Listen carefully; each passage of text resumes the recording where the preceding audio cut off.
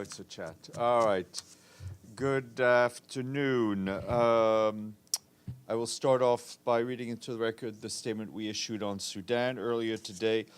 The Secretary General is outraged by the killing of 3 World Food Program staff members in Sudan on December 19th, when the agency's field office in Yabus in Blue Nile State was hit by aerial bombardment. The Secretary General sends his deepest condolences to the families of the victims and their World Food Program colleagues. The Secretary General condemns all attacks on the United Nations and aid personnel as well as aid facilities. He calls for a thorough investigation. Yesterday's incident underscores the devastating toll Sudan's brutal conflict is having on millions of people in need and on the humanitarians trying to reach them with life-saving assistance. 2024 is the deadliest year for aid workers on record. In Sudan, that is. Just last month in November, as you'll recall, a colleague from OCHA was killed in El-Fasher. Yet despite these significant threats to their personal safety, our humanitarian colleagues continue to do all they can to provide vital support wherever it is needed. And as a reminder, Sudan is a country where 4.7 million children, as well as lactating and pregnant women, are facing acute malnutrition. The Secretary General calls on all the parties to adhere to their obligations to protect civilians, including aid personnel, as well as humanitarian premises and supplies. Attacks must not be directed against them, and all feasible precautions must be taken to avoid harming them.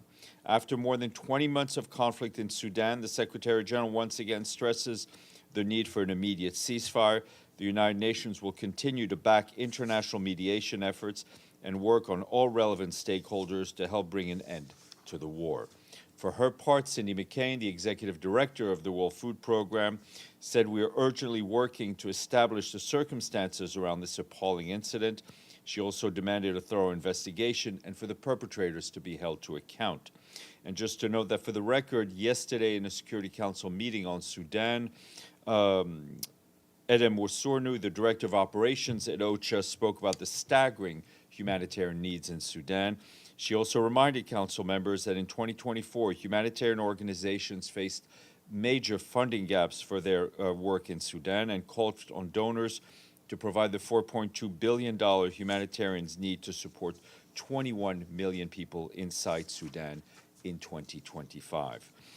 Also related to Sudan, Tom Fletcher, our emergency relief coordinator, today allocated $6 million from the Central Emergency Response Fund to address humanitarian needs of refugees fleeing the conflict in Sudan to Egypt in support of the ongoing response there.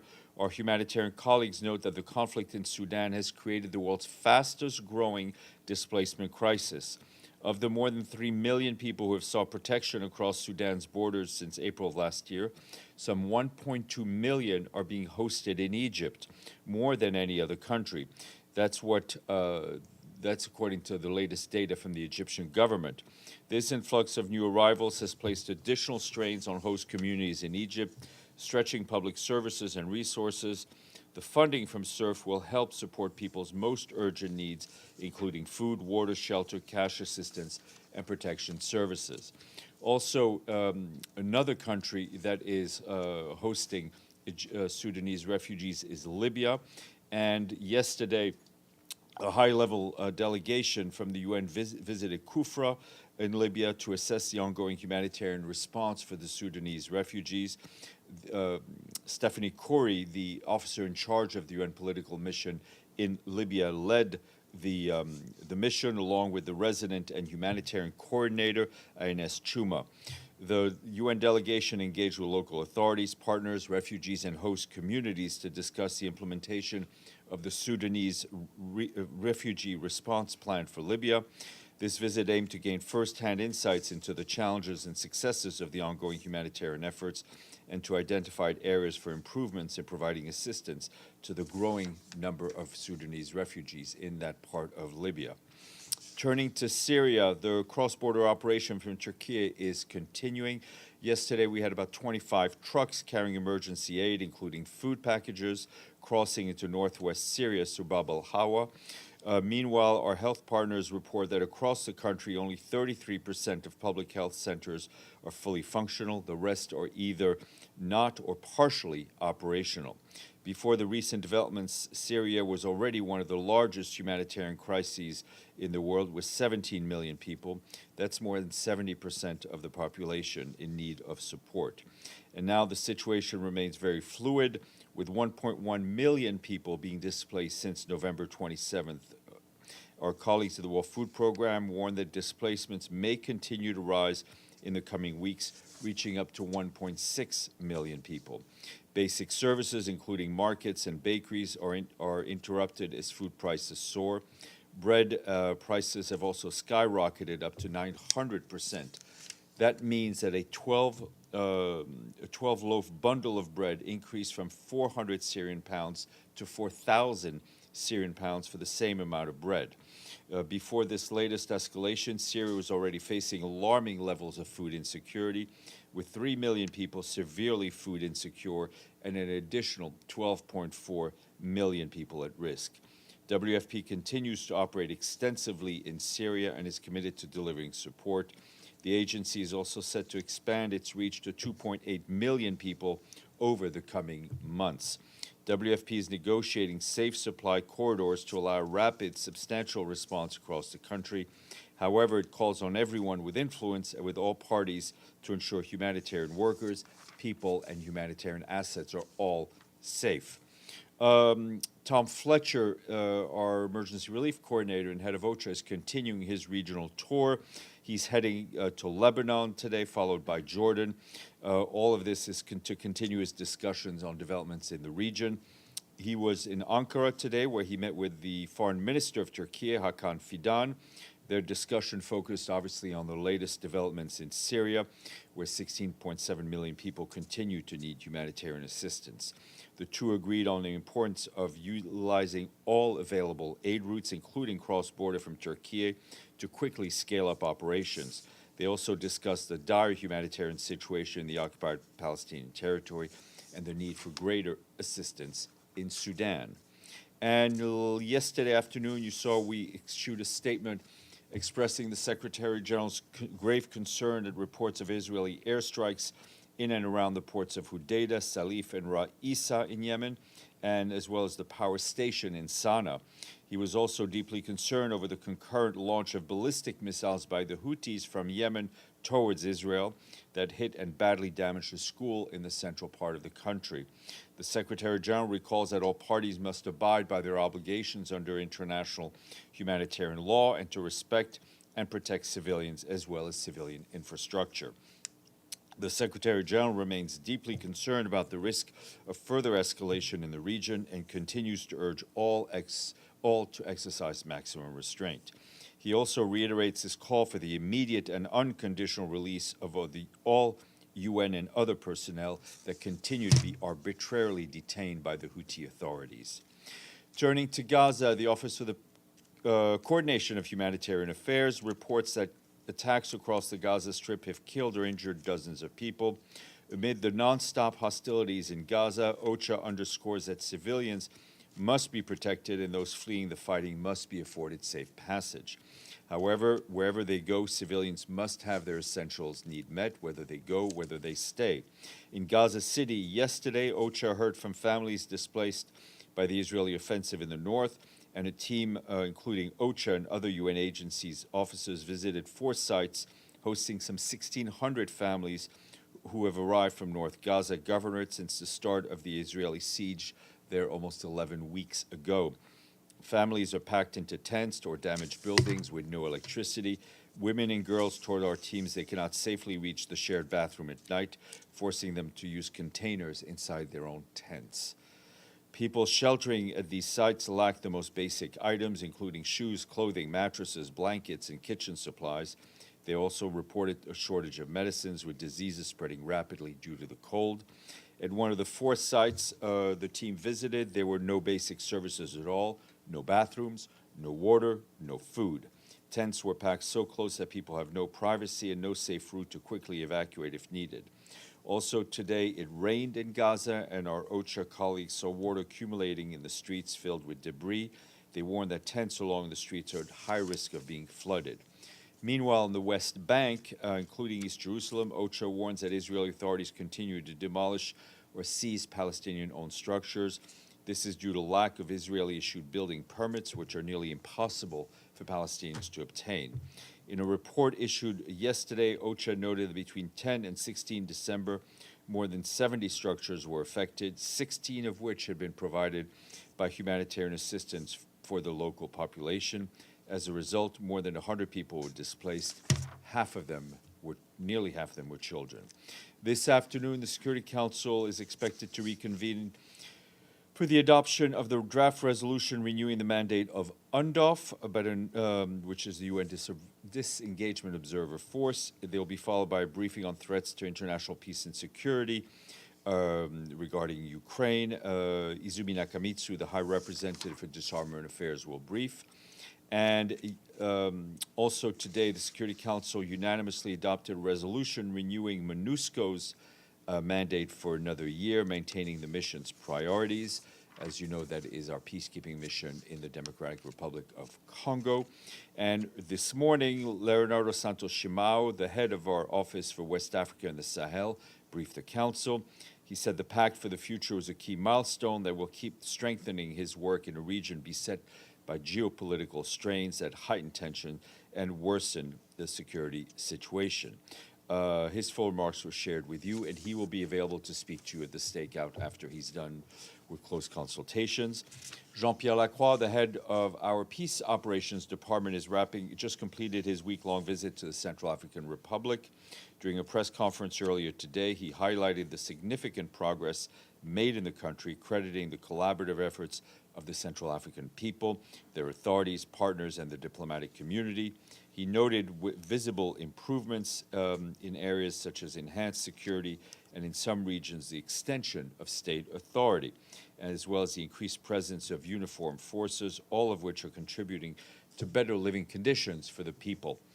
Mr. Lacroix also acknowledged that much remains to be done, noting that one of the key challenges for next year will be to unite efforts to ensure that elections are held in a peaceful, transparent, and inclusive manner. And as we mentioned a few days ago, he met with the country's leaders, civil society, our UN colleagues. He was in Bangui and Bambari. Turning to Liberia, I wanted to tell you that the Secretary General is concerned by the increasing political tensions in Liberia. He condemns the violent clashes between the police and protesters in Monrovia on December 17th and notes that the investigation had been requested into the 18th December fire incident at the Capitol building, which is the seat of the legislature in Liberia. He urges all stakeholders to act responsibly, settle their differences through peaceful means, and continue to consolidate peace and democracy in Liberia. Just two more notes, one about Ukraine, where our colleagues from the Office of the Coordination of Humanitarian Affairs tell us that today and yesterday, hostilities in frontline areas and attacks in several urban centers killed and injured civilians and caused damage to apartment blocks, hospitals, and schools. That's what authorities are telling us. In the capital, Kyiv, heating was also disrupted for more than 600 apartments and 30 health and education facilities. In Kherson, a vehicle belonging to an aid organization was damaged while transporting patients to a hospital.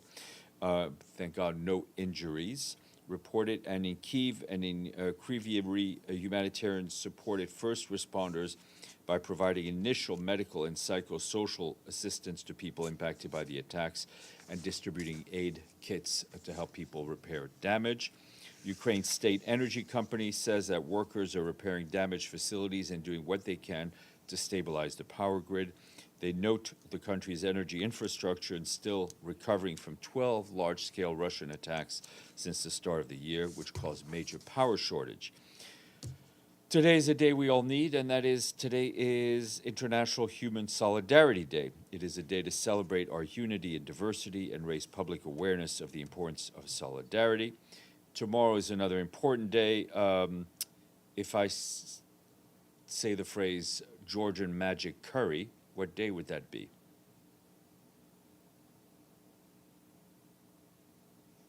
Jordan magic curry. Jordan magic curry. World Basketball Day. Michael Jordan, Magic Johnson, Steph Curry. Could have also mentioned Larry Bird, Kobe Bryant, and many others. But do enjoy World Basketball Day. And tomorrow, if you're not watching basketball, you can rest and enjoy World Meditation Day. At the UN, meditation holds a very special place, exemplified by the meditation room here at UN headquarters, which is a beautiful room, worth seeing. That's because we recognize that this practice is an integral component of the individual's health and well-being. Edie, Deji, and Pam. I thought it was a new I Indian recipe. I know, that's for kind of why I did magic it that curry. way. That's why I did it that way. Steph, does the Secretary General have any comment on the killing of two Kurdish journalists today in clashes in northern Syria? Well, it's another tragic example of the risks that journalists take every day, whether in Syria, in Gaza, in Lebanon, in Sudan, and often also in places that are not in conflict, but in which journalists are put under great pressure, and we send our condolences to their families and their colleagues. And on a completely different issue, on the Israeli attacks on Hodeidah, on the port, you said yesterday that there was going to be serious impact on what the port facilities and what they could handle. Is there any update on how serious those attacks were? No, we're still doing an assessment. I know there was a WFP warehouse, which thank God was not hit, but we're still trying to assess the damage. Deji, then Pam. Yes. Yesterday, the Swedish government decided to stop funding UNRWA for 2025. UNRWA has already expressed its disappointing on this decision. I'm just wondering what the Secretary General has to say on the stop funding. Well, I mean, it's obviously unfortunate that one of the traditional donors to UNRWA will no longer do it. It is obviously their sovereign decisions. We hope that other donors will step forward, and we've also noted since the beginning of this round of the UNRWA funding crisis, the immense response from the public. And UNRWA has managed to raise a lot of money from private and public sources. So one of the reasons that the Swedish government stopped funding UNRWA is because they feel after the bill implementation, the implementation of the two bills by the Israeli Knesset will affect its ability. But technically speaking, UNRWA is beyond occupied Palestine, right? I mean, it operates. It also operates in Syria, in Lebanon, and in Jordan. So, do you think that reason can be held? I mean, it's a strong reason for them to stop funding UNRWA.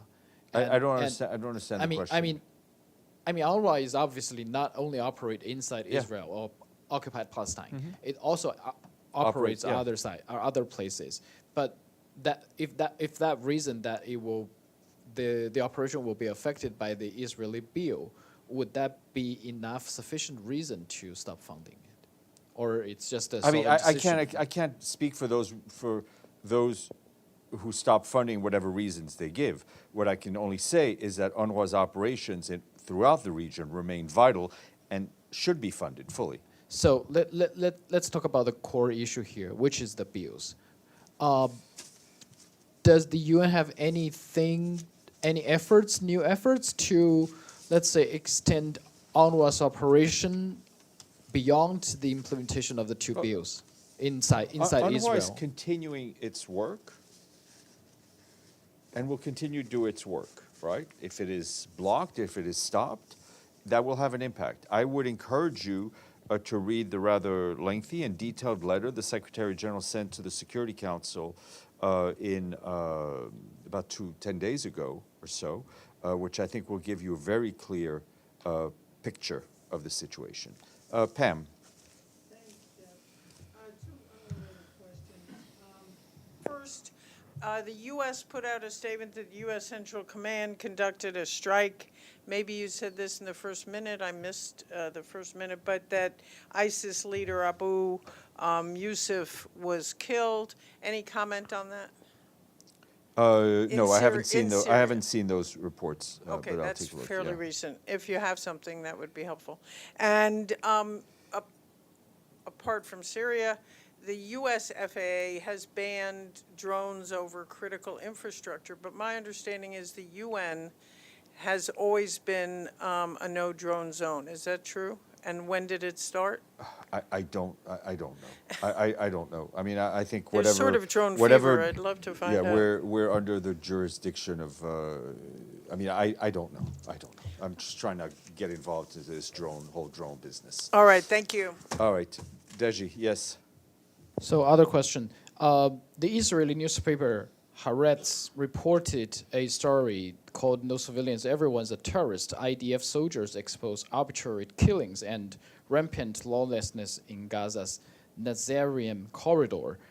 In that report, they suggest that over 200 bodies, only 10 were confirmed what they called fighters, terrorists. For others, they said it went to a competition. If this Division 99 kills What 150, is the question, Deji? the next unit aims for 200. What is the question? Is UN aware of this report, and what's the Well, position we're here? aware of the fact that close, if not more than 45,000 people, Palestinians, have been killed and have died in Gaza.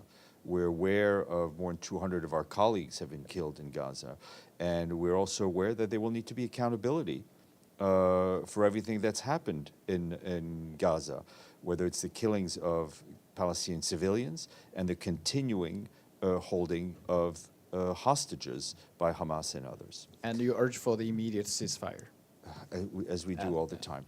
Just before we go, programming note, which I said in the beginning, Stéphane will be here on Monday to brief. We will plug in online updates through at least the 2nd of January, but the office will be open Monday, Tuesday, Thursday, Friday, Monday, Tuesday next week, if you need anything. So we will not, past Monday, we will not brief unless absolutely necessary.